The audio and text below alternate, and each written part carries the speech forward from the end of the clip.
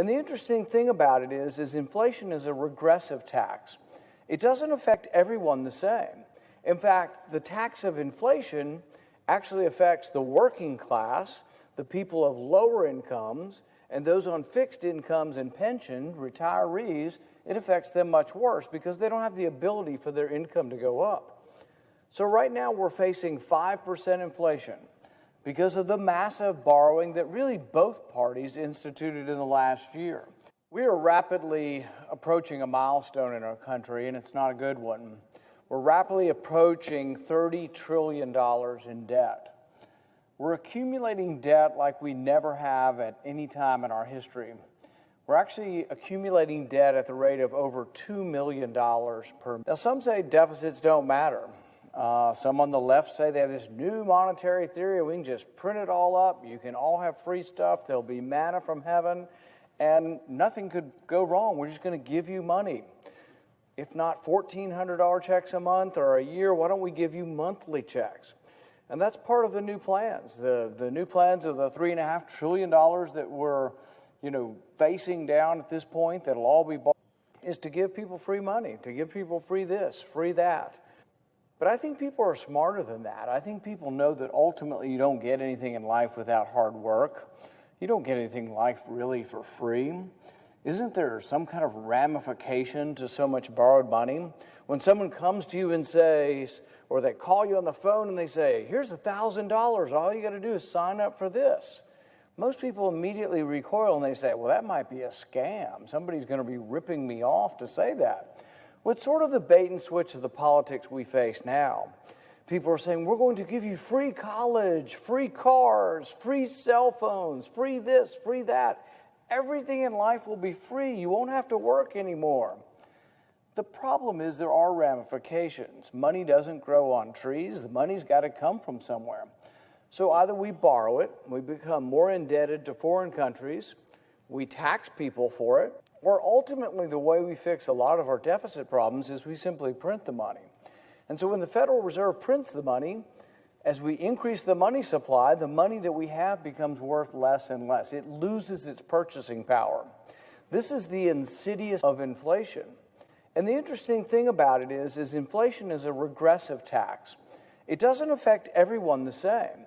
In fact, the tax of inflation actually affects the working class, the people of lower incomes, and those on fixed incomes and pension, retirees. It affects them much worse because they don't have the ability for their income to go up. So right now we're facing 5% inflation because of the massive borrowing that really both parties instituted in the last year. They decided that the result to the pandemic would be to close everything down, destroy the economy, and then give everyone free money. And to a large extent, both parties actually did this last year. Now this year, the decision has been made by Republicans to say, whew, this is so much, we got to stop. We got to get people back to work and let the economy recover. So it's primarily been Democrats this year. But both parties have a certain responsibility to this, at least some members of both parties. But as the inflation occurs, and this effect is being transmitted to the economy, you find that those who suffer are those who cannot raise their income, those who have fixed income or low income.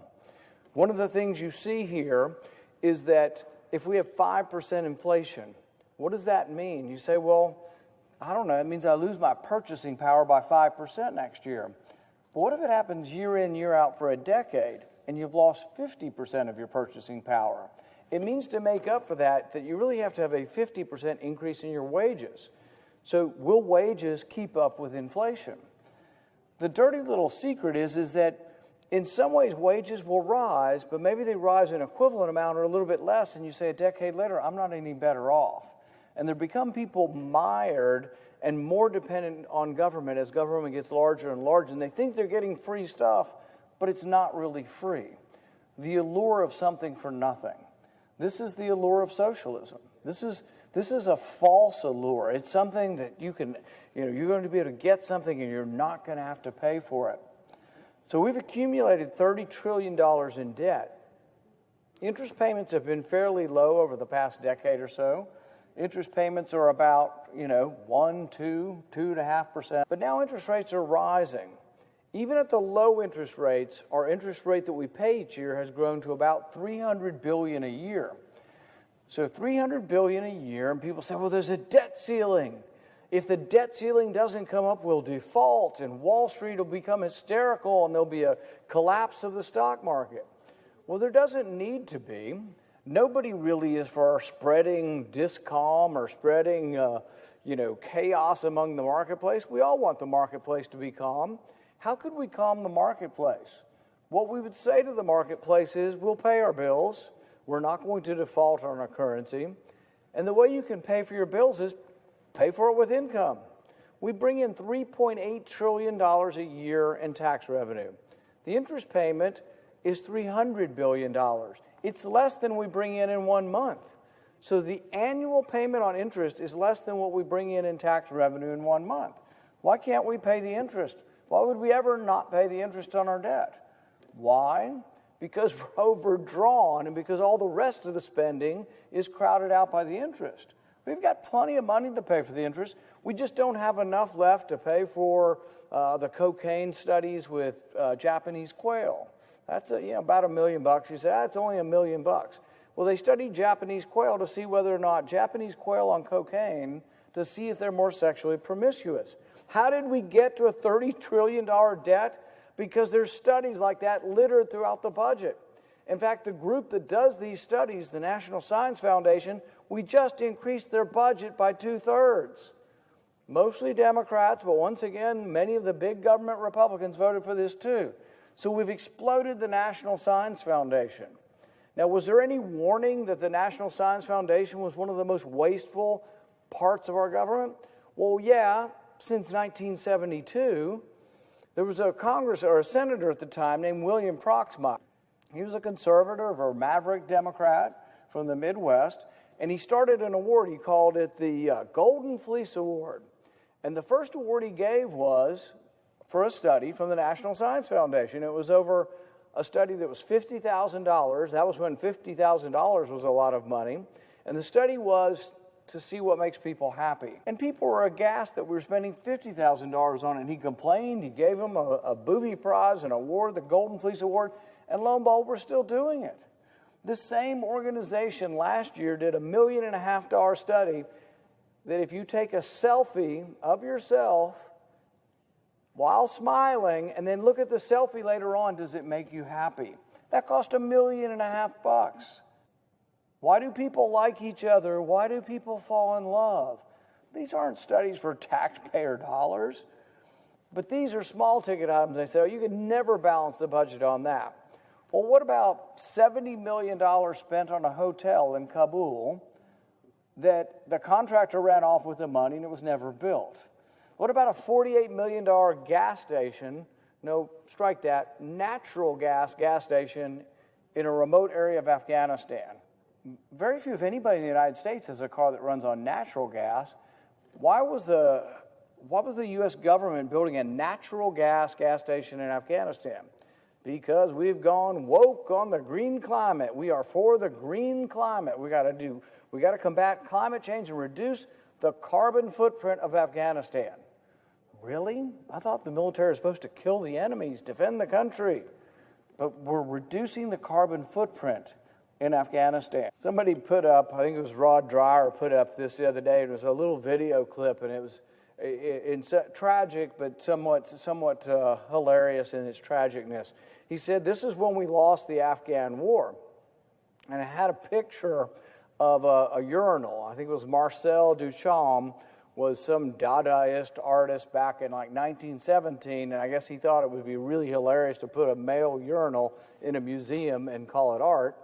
And I don't know if it was really art or if it was a joke, but the thing is we're having these Afghan men and women in robes and veils and everything studying Dadaist art, a male urinal, and asking them what they thought of this. And you could see a couple of the women just going and just sort of shaking their head with utter incomprehension.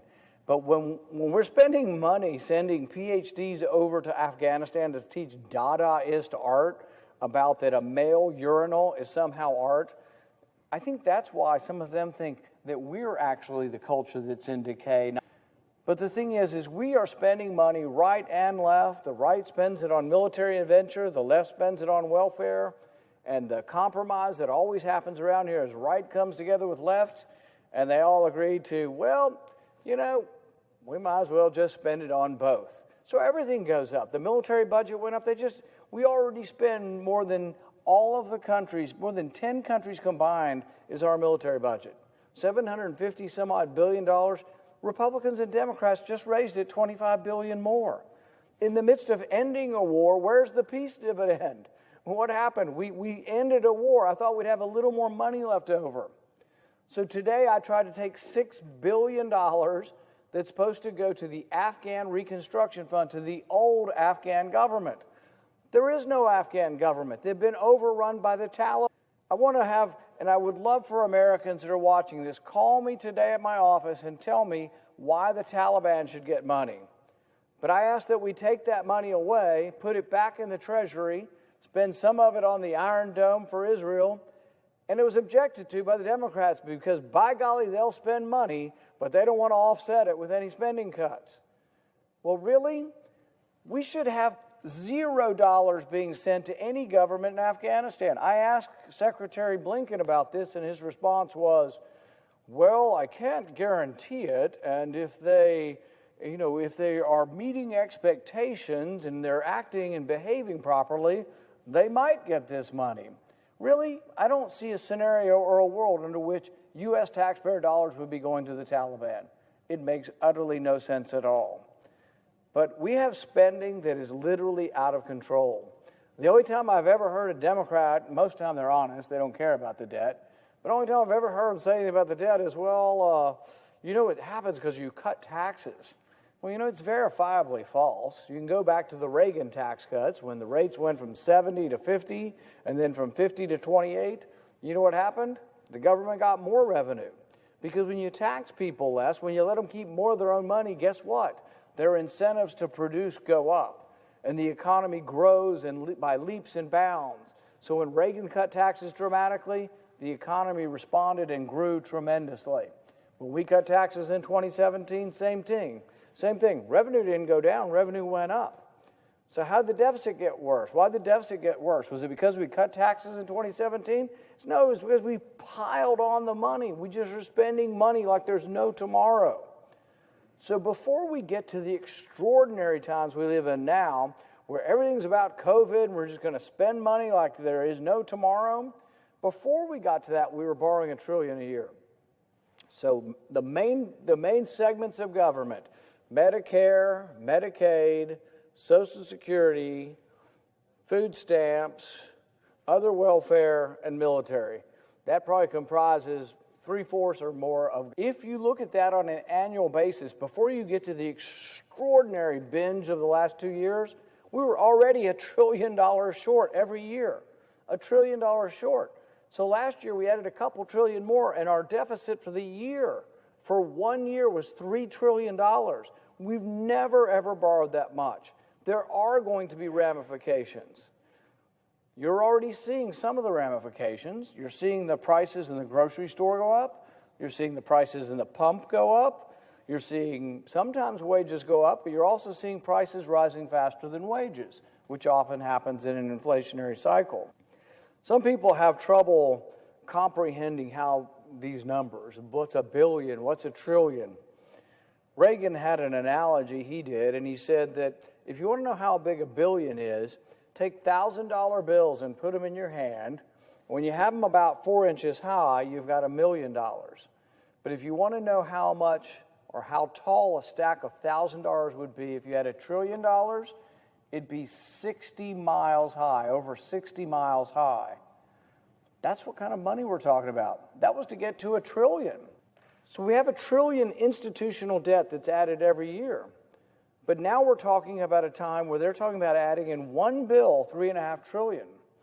The bill that they have before us has $1 billion in spending for every page. Every page of the bill has an extra $1 billion in spending. It's extraordinary. We've never ever seen anything like this. What happens when a country destroys its currency? We have examples. In Germany in 1923, The money was starting to lose its value in about September. And a loaf of bread might have cost 100 marks, where before it cost 1 mark. 2 weeks later, it was 1,000 marks. But then 2 weeks later, it was 10,000 marks. And then it was 1 million, and then it was several million. This happened in a 2-month period of time. People say, oh, when it comes, when the currency unravels, it'll be gradual. In Germany, it happened in a 2-month period. In Venezuela, the currency is completely worthless. Same as Germany. It's almost better to burn your currency for fuel or warmth than it is to spend it. This is what happens when you have runaway spending and out-of-control deficits. Venezuela is one of the richest countries in South America. They have more oil underground than Saudi Arabia. But frankly, socialism doesn't work. Socialism is this borrow and spend. It is this alarming tendency to want to offer everybody everything and say it's going to be free. Many of these things backfire. For the last year, we've been saying, well, oh gosh, we feel sorry for workers, so we're going to pay them while they're unemployed. But guess what? If you pay them more than the market wage, more of them will choose unemployment, and more of them will choose unemployment, and more of them will stay unemployed for a longer period of time. We found this out in the 2008 recession. During the 2008 recession, we extended unemployment. It's normally 26 weeks, paid for by a tax, and it largely works within the confines of a state-run program. We extended it to 99 weeks, almost 2 years. But you know what the studies found? And this is part of the syndrome we have around here. It's sort of the big heart, small brain syndrome. I think many of these people want to help people. They just don't understand, but what they're doing is actually hurting the same people they're trying to help. So if you extend unemployment to 99 weeks, and then all of a sudden the guy at 99 weeks or a woman says, I need to get a job, and they go to the employer and they say, I've been out of work for 99 weeks, I've been on unemployment. And the other person applying for the job says, well, I've been out of work 10 weeks, and I'm looking for a job. Who do you think the employer hires? Every time. It's a person out of work 10 weeks. The person out of 99 weeks, they're like, might be something wrong here. We might have gotten to the point where we've lost work ethic. So what have you done to that person that you tried to help? You've actually kept them out of the workplace so long that they become unemployable. After they become unemployable, what do they become? The permanently unemployable, the non-working part. You wonder who this is? 62% of the country is in the working force, 38% is not. These are people permanently out of the workforce. These aren't people who can't work. These are just people, for one reason or another, are no longer in the workforce. Now, some of them can be people who can't work, and we have sympathy for that. But many of them are people who just stayed out of work too long, or took the wrong incentives, or became addicted to drugs or alcohol because they weren't working. So there are things we can do in our country, but if we're not careful, it's going to slip away from us. I don't want our country to be Venezuela. I don't want our country to destroy its currency. But what we're offering is a more difficult sell, because the other side is going to give you free college and free daycare and free cars and free cell phones. What we are offering is opportunity. What we're offering is the freedom to try to strive. We're offering equality before the law, not equality of outcome after you've done your work, after you've tried to participate. Equality before the law.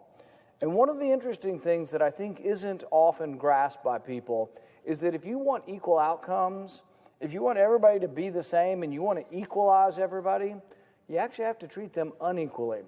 And in our country, it took a while, but we've gotten to the point where people truly believe in the concept of equality before the law.